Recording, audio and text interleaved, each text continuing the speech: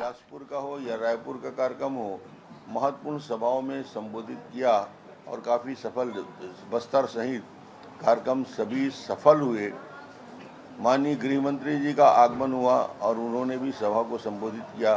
माननीय राष्ट्रीय अध्यक्ष आए, तो एक प्रकार से छत्तीसगढ़ में वातावरण का निर्माण भारतीय जनता पार्टी ने किया और इस भ्रष्ट और निकम्मी सरकार के खिलाफ जितने आरोप हैं भ्रष्टाचार के, इस 5 साल में विकास शून्य हो गया है, डेवलपमेंट कहीं हुआ नहीं है। तो निश्चित रूप से छत्तीसगढ़ की जनता के मन में इस सरकार के प्रति नाराजगी भी है और वो इंतजार कर रहे थे कि कब चुनाव घोषित हो, कब आचार संहिता लगे तो अधिकारी कैद से मुक्त होंगे और अधिकारियों को स्वतंत्रता से काम करने की आज़ादी मिलेगी।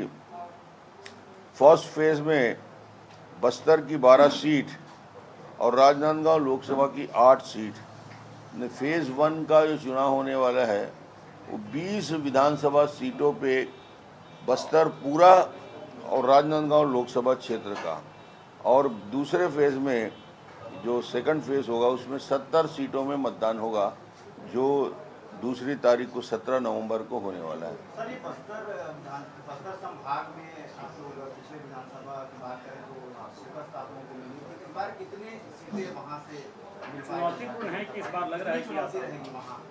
बस्तर में जैसा मैंने अनुभव किया है, जैसे मैं यात्राओं में देखा हूँ, तो इस बार बस्तर और सरगुजा, जहाँ दोनों ट्रैवल क्षेत्रों में भारतीय जनता पार्टी की स्थिति बहुत कमज़ोर थी, हम सीट नहीं जीत पाए थे, और इस बार एकदम उल्टा नज़ारा देखने को मिलेगा और भारतीय जनता पार्टी न केवल सरगुजा में, बस्तर में और सरगुजा में दोनों स्थानों में बहुत आगे बढ़ के ज़्यादा से ज़्यादा सीट में भी। क्या लग रहा है, समय थोड़ा कम मिला है क्या? 1 महीने से भी कम का समय प्रथम चरण में, क्या लग रहा है?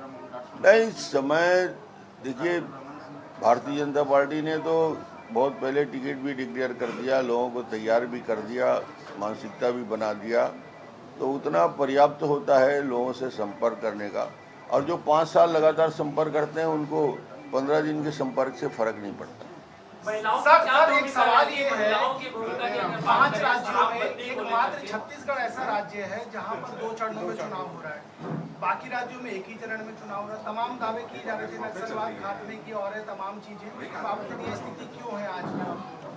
देखिए, पहले भी बस्तर में और बस्तर से लगे हुए इलाके में अतिरिक्त फोर्स की आवश्यकता होती है, डिमांड होता है।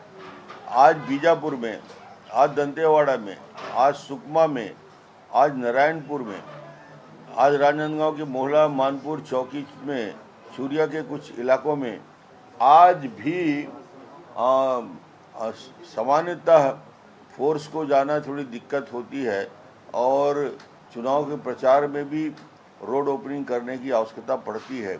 ऐसी परिस्थितियां आज छत्तीसगढ़ में हैं कि बस्तर में कम से कम रोड ओपनिंग पार्टी आरोपी लगाने की जरूरत पड़ती है, तो सावधानी की वजह से ज़्यादा फोर्स डिप्लॉयमेंट की दृष्टि से रखा है और 2 फेज का चुनाव हमेशा हुआ है। महिलाओं की भूमिका की बात हमेशा आई है, इस बार भी किस तरीके से महिलाओं की भूमिका रहेगी छत्तीसगढ़ में? महिला मतदाता ज़्यादा है हमारे यहाँ, संख्या में भी ज़्यादा है, तो छत्तीसगढ़ में महिला छत्तीसगढ़ के निर्माण में, छत्तीसगढ़ के विकास में उनकी भागीदारी होती है। और इस बार तो महिलाओं में अतिरिक्त उत्साह है। महिला आरक्षण बिल के पास होने के बाद हमारी बहनों में बहुत उत्साह है और इस बार भारतीय जनता पार्टी को उनका पूरा आशीर्वाद। पार्टी किस तरीके से फायदा उठाएगी? दूसरी लिस्ट कब तक आ जाएगी? अब चुनाव का घोषणा भी हो चुकी है, तारीख भी घोषणा हो चुकी है, दूसरी लिस्ट कब तक आ जाएगी? मेरा ख्याल है उसमें ज़्यादा विलम्ब नहीं होगा। भारतीय जनता पार्टी ने करीब करीब काफ़ी कुछ स्क्रूटनी कर लिया है, तो शीघ्र दूसरी सूची भी जारी हो जाएगी। विरोध जो हो रहा है, विरोध शुरू हो गया। पहली 21 प्रत्याशियों की सूची जारी थी, उसमें विरोध शुरू हो गया। अभी संभावित सूची है, उसमें उसको किस तरह से शांत करेंगे आप? देखिए, हर विधानसभा में योग्य 5, 7, 8 लोग रहते हैं जो प्रत्याशी की हैसियत से अपना दावा पेश करते हैं। हर विधानसभा में कहीं न कहीं 4, कहीं 5, कहीं 2, कहीं 6 ऐसे योग्य लोग रहते हैं जो अपना दावा पेश करते हैं और दावा पेश करने के बाद उम्मीद करते हैं कि उसको टिकट मिल जाए। सबको टिकट देना संभव तो होता नहीं, इसलिए टिकट एक को मिलता है, बाकी 6 के मन में निराशा का भाव होता है। उसकी हल्की फुल्की अभिव्यक्ति होती है, मगर उनसे बातचीत लगातार हम लोग कर रहे हैं, सब शांत हो गया।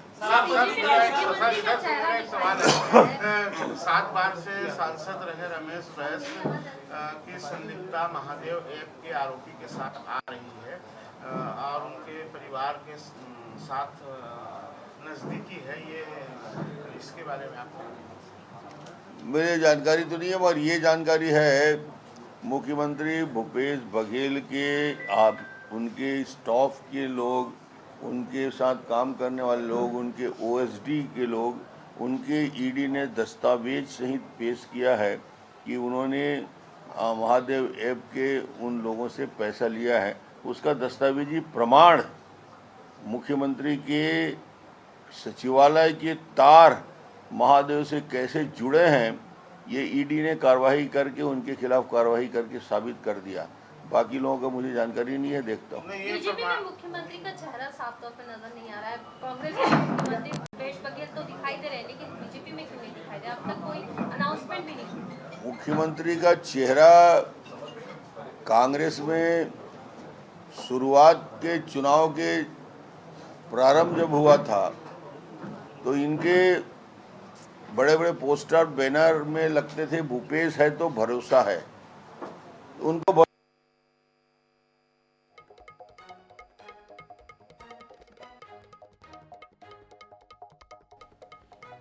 तो डॉक्टर रमन सिंह, पूर्व मुख्यमंत्री छत्तीसगढ़, जिनकी प्रेस कॉन्फ्रेंस चल रही है तमाम पत्रकारों के सवालों के जवाब देते हुए। 7 और 17 ये 2 तारीखें हैं जब छत्तीसगढ़ में मतदान होगा, और इसे लेकर विस्तार से पत्रकारों से बातचीत करते हुए, डिटेल में जानकारी देते हुए, जैसे उन्होंने बताया कि जो प्रथम चरण होगा, जो फर्स्ट फेज़ होगा, उसमें टोटल 20 सीटों पर मतदान होने जा रहा है। इसमें बस्तर भी शामिल है, और दूसरे चरण में 70 सीटों पर मतदान होगा। नतीजे 3 दिसंबर को आएंगे सभी राज्यों के एक साथ। लेकिन इस बीच आपको बता दें कि चुनाव आयोग ने तारीखों का ऐलान कर दिया है। मध्य प्रदेश और छत्तीसगढ़ में 17 और 7 नवंबर को छत्तीसगढ़, जबकि 17 नवंबर को एक फेज़ में चुनाव होने जा रहा है मध्य प्रदेश में। इसी तरह मिजोरम में 7 नवंबर सबसे पहले, और राजस्थान में 23 नवंबर को मतदान की प्रक्रिया होगी। तो 5 राज्यों के चुनाव, और 1,70,000 से ज़्यादा पोलिंग बूथ बनाए गए हैं। 16 करोड़ 4 लाख से ज़्यादा वोटर अपने मताधिकार का इस्तेमाल करेंगे।